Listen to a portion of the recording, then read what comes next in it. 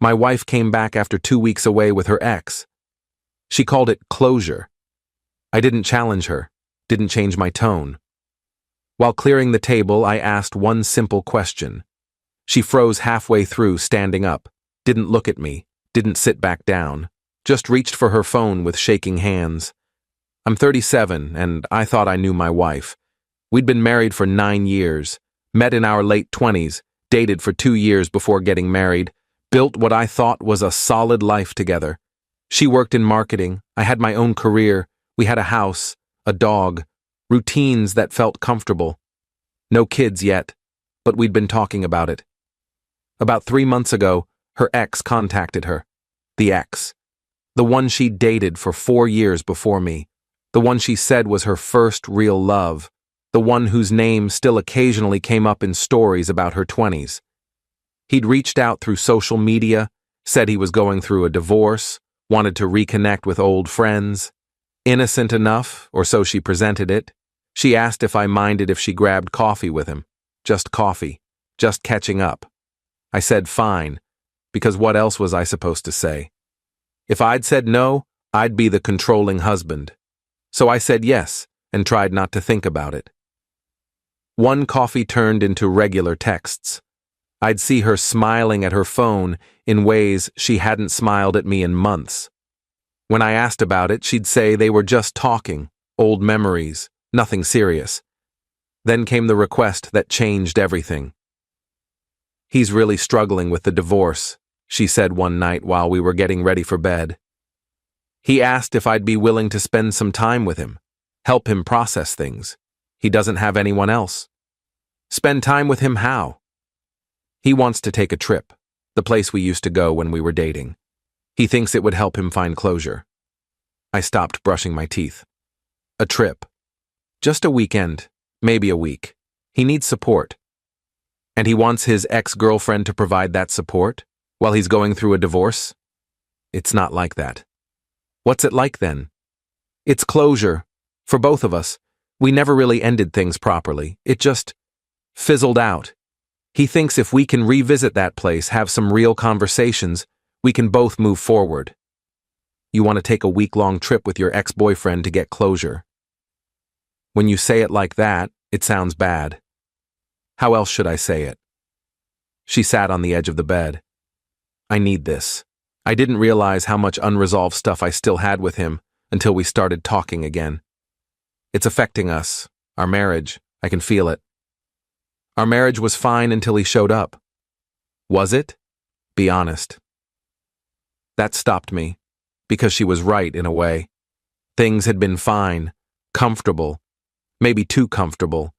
Maybe we'd been coasting, but I didn't think the solution was her running off with an ex-boyfriend. How long? I asked. 2 weeks. 2 weeks? He wants to really work through things, not rush it. And you agreed to this? I told him I needed to talk to you first. But yes, I want to go. I need to go. I think it will help us. Help me figure out what I really want. That last sentence hung in the air like poison. What you really want? You're not sure anymore? I'm saying I have things to work through, and I can't do that while I'm here, living our normal life. I need space to think. We argued for another hour. I said it was insane. She said I was being insecure. I said she was asking permission to have an emotional affair. She said I was making it into something it wasn't. Round and round until I was exhausted. In the end, I didn't explicitly say yes. But I didn't say no either. I just went silent, and she took that as permission. She left 3 days later, packed a suitcase, kissed me on the cheek like she was leaving for a work conference, and drove away. Update 1. The first week was hell. She texted sporadically, made it safely. Weather is nice. Having good conversations. Nothing substantial. Nothing that told me what was actually happening. I tried to keep busy, went to work, came home, walked the dog, watched shows I didn't care about. Friends asked where she was. I said she was visiting family. I wasn't about to admit my wife was on a 2-week romantic getaway with her ex under the guise of closure. By day 10, the texts stopped completely. Nothing for 3 days. I called twice. Both went to voicemail. I texted asking if she was okay. No response. On day 13, I got a single message. Coming home tomorrow. We should talk. She walked in the door at 6:30 on a Tuesday evening, tanned, relaxed, looking more at peace than I'd seen her in years. She hugged me, and I stood there with my arms at my sides, not sure what to do. How was it? I asked. Good, really good. I'm glad I went. Did you get your closure? I think so. Yeah. She didn't elaborate. Just started unpacking her suitcase, hanging clothes back in the closet like nothing had happened. Like she'd been gone for a normal trip and not 2 weeks with an ex-boyfriend I'd been imagining her with every single night. Are we going to talk about it? I asked. Let me settle in first. I'm exhausted. She showered, changed into comfortable clothes, came downstairs. I'd made dinner, nothing fancy, just pasta, and we sat across from each other at the kitchen table. So, I said. So, tell me about the trip. It was what I needed. We talked a lot, worked through old feelings. I understand now why things ended with us, why they had to end. And I have clarity now about what I want. My stomach dropped, which is, I want to make our marriage work. I know that now. Being with him made me realize what I have with you. I should have felt relieved. Instead, I felt suspicious. Being with him. Spending time with him, talking with him, you know what I mean. Do I? She reached across the table for my hand. I moved it to pick up my water glass. Her hand hung in the air for a second before she pulled it back. I know this is weird. I know it's not conventional, but I'm being honest with you. I needed to do this to know for sure, and now I know. I want us. We ate in silence for a few minutes. I was trying to process, trying to figure out if I believed her, trying to decide if it even mattered if I believed her. Did you sleep with him? I asked finally. Is that really what matters? Yes. I don't think we should focus on physical details. What matters is where we go from here. That's not an answer. I'm not going to give you an answer that lets you torture yourself with images. It's not helpful. But it happened. She didn't respond. Just looked down at her plate. I stood up, started clearing the table. She stood too, gathering her dishes. We moved around the kitchen in a choreographed silence. Her washing, me drying. Like we'd done 1,000 times before. While I was putting a plate in the cabinet, I asked it.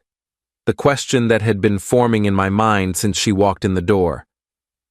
If he wasn't going through a divorce, I said, voice completely calm, if he was available, would you have come back?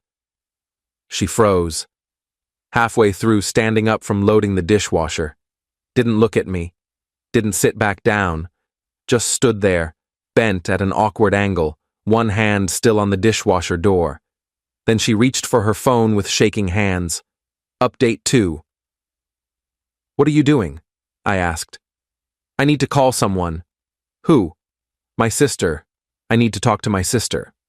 Answer my question first. She straightened up, phone clutched in both hands. That's not fair. That's a hypothetical that doesn't mean anything. It means everything. Answer it. I'm here, aren't I? I came back.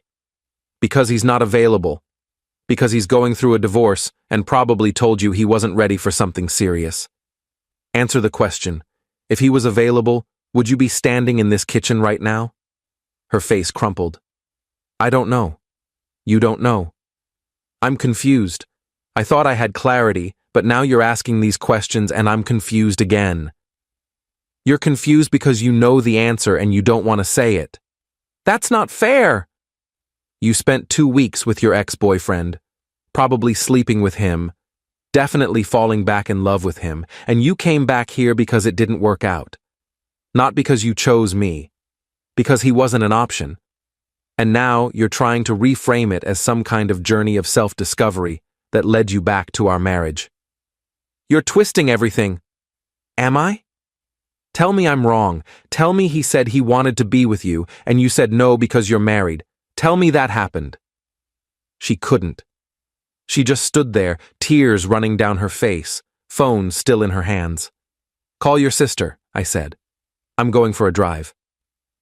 I grabbed my keys and left, drove around for 2 hours with no destination. My phone rang 6 times. I didn't answer. When I finally came back, it was almost midnight. Her sister's car was in the driveway. I went to a hotel. Update 3, I stayed at that hotel for 3 days. She texted constantly, called, begged me to come home so we could talk. Her sister texted too, saying I was being unreasonable, that I needed to at least hear her out. On day 3, I went back to the house while she was at work, packed a bag with enough clothes for a week, left my wedding ring on the kitchen counter. That got her attention. She came home early, found me loading the last of my things into my car. "What are you doing?" "Leaving." "You can't just leave." "Watch me. We need to talk about this." "There's nothing to talk about. You made your choice. You're just upset it didn't work out the way you wanted." "That's not true." "Then tell me what is true. Tell me exactly what happened on that trip."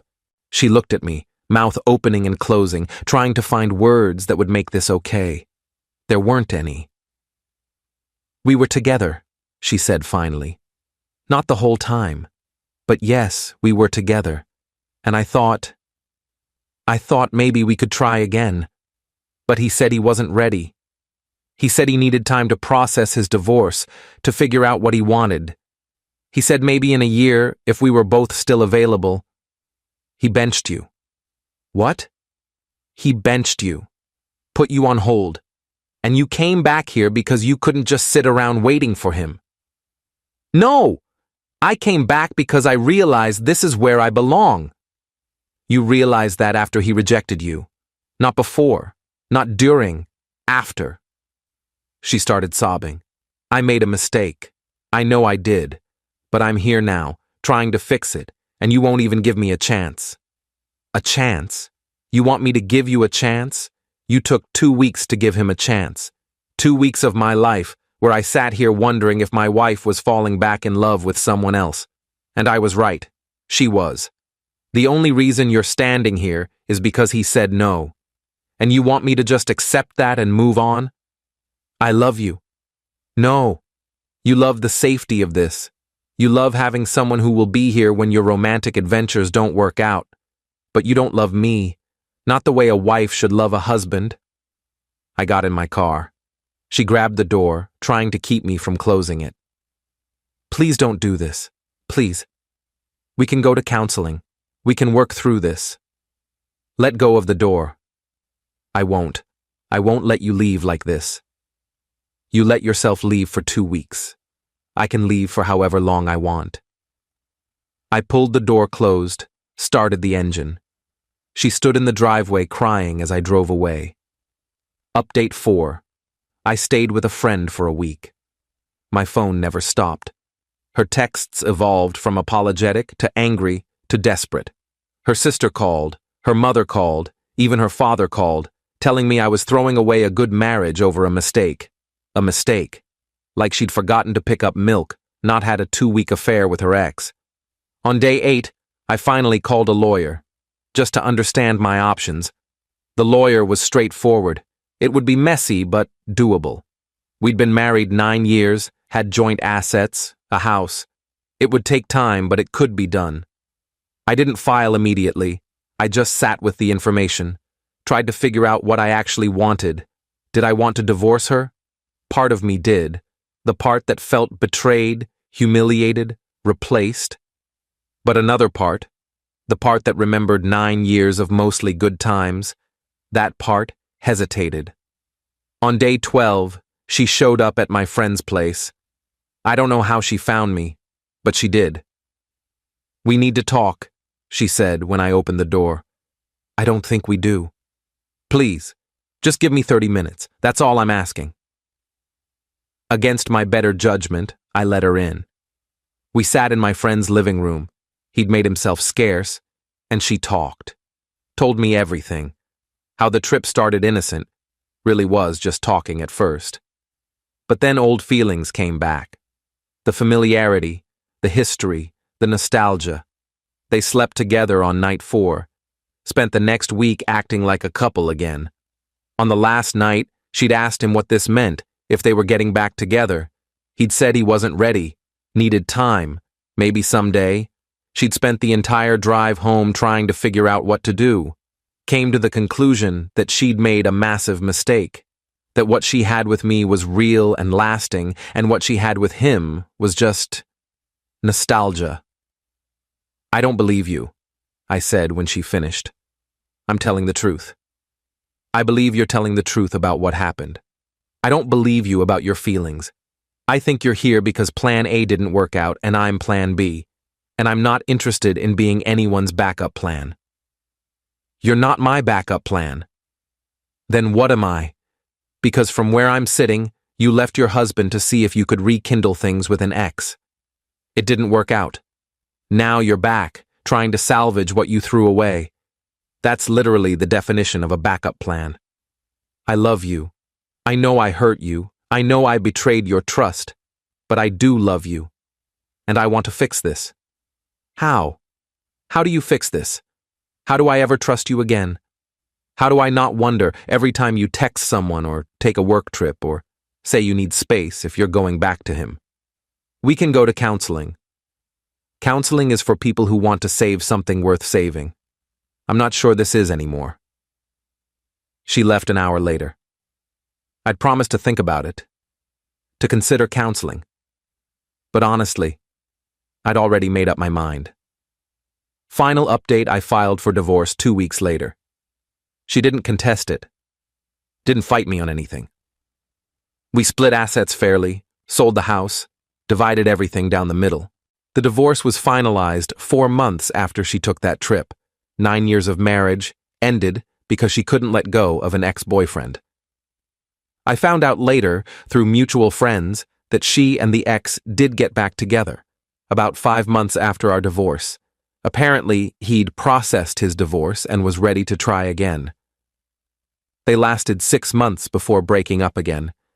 Something about old patterns repeating, neither of them being willing to change. She tried to reach out to me after that breakup. Long message about how she'd ruined the best thing in her life, how she understood now what she'd lost, how she'd spent the past year learning hard lessons about herself. I didn't respond. Because here's what I learned. Some people need to blow up their entire life to figure out what they want. And some people, like me, need to let them do it and walk away. Could I have fought for the marriage? Gone to counseling? Tried to work through the betrayal? Maybe. But I asked myself that question while clearing the table, and her reaction told me everything I needed to know. She froze because she knew the truth. If he'd been available, if he'd said yes, she wouldn't have come back. And I refuse to spend my life wondering if I'm someone's second choice. I'm 37 years old. I'm divorced. I'm living in a smaller apartment and rebuilding my life from scratch. But I'm not anyone's backup plan anymore. And honestly, that feels better than the last year of my marriage ever did. She wanted closure with him. I got closure from her. Funny how that works.